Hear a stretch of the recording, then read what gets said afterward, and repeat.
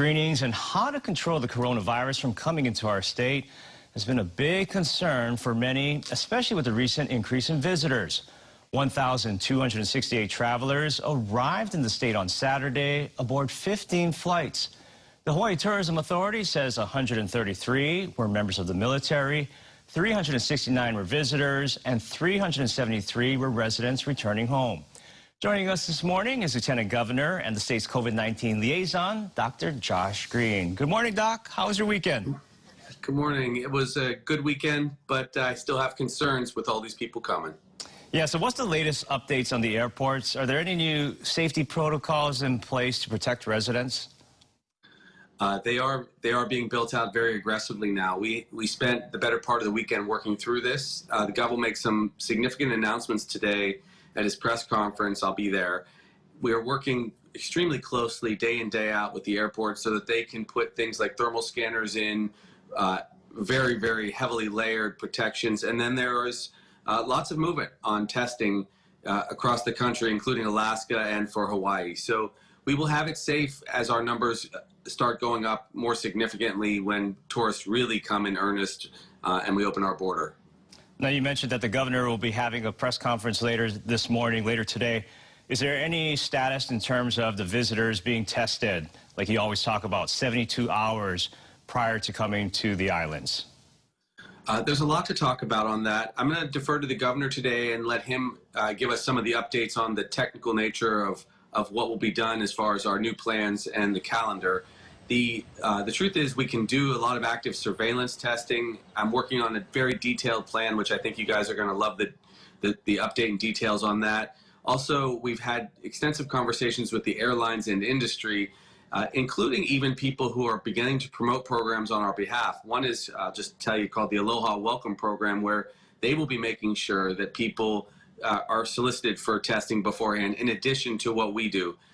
The ultimate decision will be whether it's policy or practice. Policy meaning it's a mandate, practice meaning that we do all that we can to get everyone to test before coming.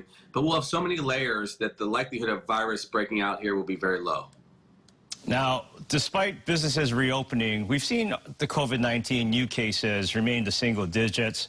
Are you surprised that we haven't seen maybe a bigger spike and uptick? No.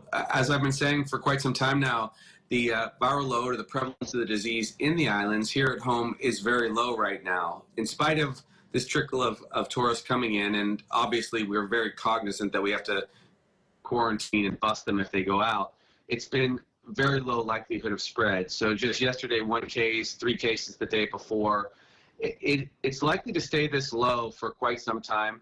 I will caution people that no matter what, we're going to see some gentle rise in the number of cases, but we'll be following that minute by minute so that it doesn't get out of hand.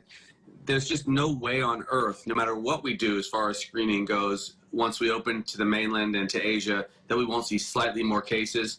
But we will make sure that we have it very well under control and that we don't overwhelm our healthcare system. And I still think that's a small increment of increase. I don't think you're going to get to see those numbers like we had at the end of March, where it was like 30 a day.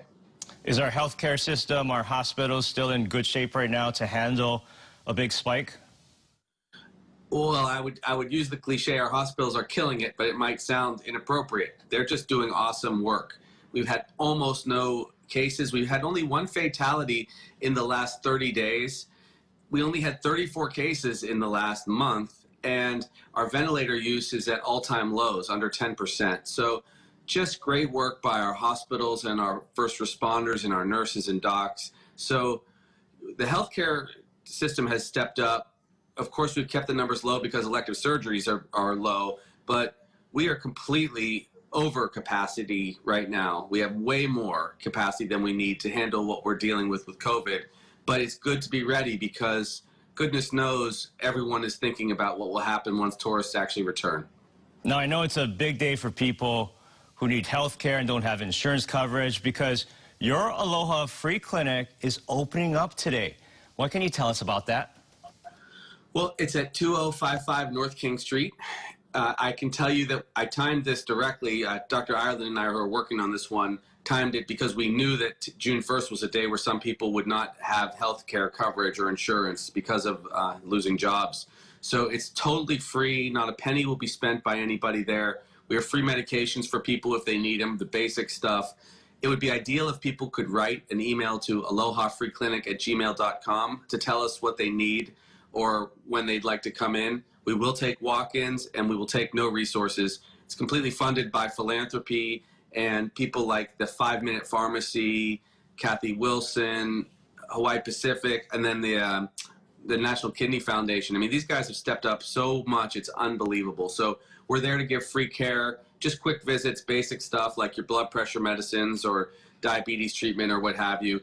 But it's meant in case you're in a tough spot because of COVID.